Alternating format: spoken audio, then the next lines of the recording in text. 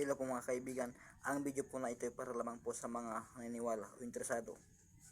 Ito po ang lihim na paraan ng Diyos sa libro ng STM o Kabanal-Banal sa Tatlo.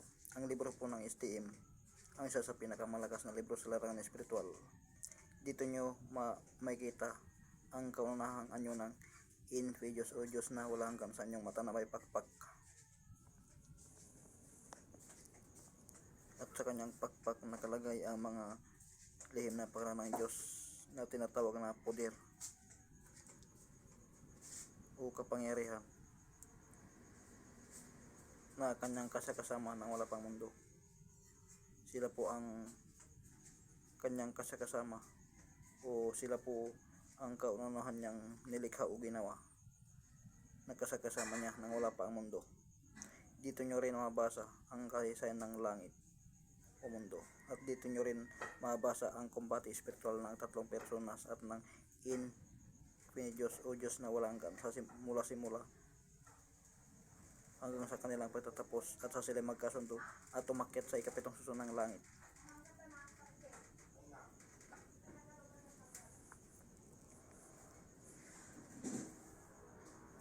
Nandito po lahat yung mga lihim na pangalan ng Diyos na ginawa ng Diyos o Diyos na walang hanggan. Sila po ang kaunahan niyang ginawa o nilikha ng wala pang mundo ng kanyang kasakasama. Marami na po akong i-upload at marami pa po akong i-upload. Sa mga interesado, subscribe po kayo dahil check o siguradong magustuhan ninyo ang aking i-upload. Napakaraming lihim na pangalan ng Diyos sa libro ng STM o Kabanal-Banal sa Tatlo. Nandito po lahat yung mga malakas na lihim na pangalan ng Diyos. Dito nyo malaman ang tunay na laman ng STM o Kabanal-Banal sa Tatlo. Nandito po lahat yung mga malakas o poder o kapangyarihan na lihim na pangalan ng Diyos na kaunahan niyang nilikha o ginawa ng wala pang mundo.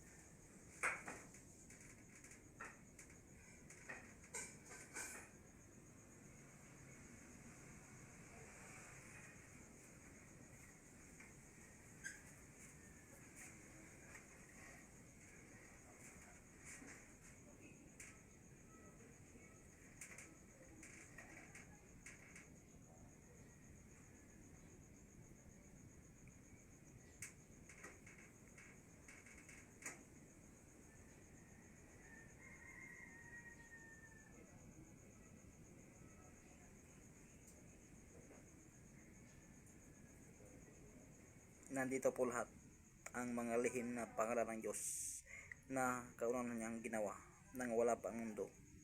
Sila po ang tinatawag na poder o kapangyarihan. Nandito po lahat yung kaunahan niyang ginawa na kasakasama niya ng wala pa ang mundo. Dito nyo malaman ang tunay na laman ng libro ng STM o Kabanal-Banalan sa Tatlo. Napakaraming lihim na pangalan ng Diyos na kanyang ginawa o nilikha na kanyang kasakasama ng wala pa ang mundo. Napakarami na nagbibigay lakas ng katawan ng tao o espiritual na katawan ng tao o espiritual na kapangyarihan ng tao. Marami na po akong in-upload at marami pa akong i-upload na check o siguradong magustuhan ninyo. Salamat. Subscribe po kayo sa mga interesado o may gusto. Salamat po.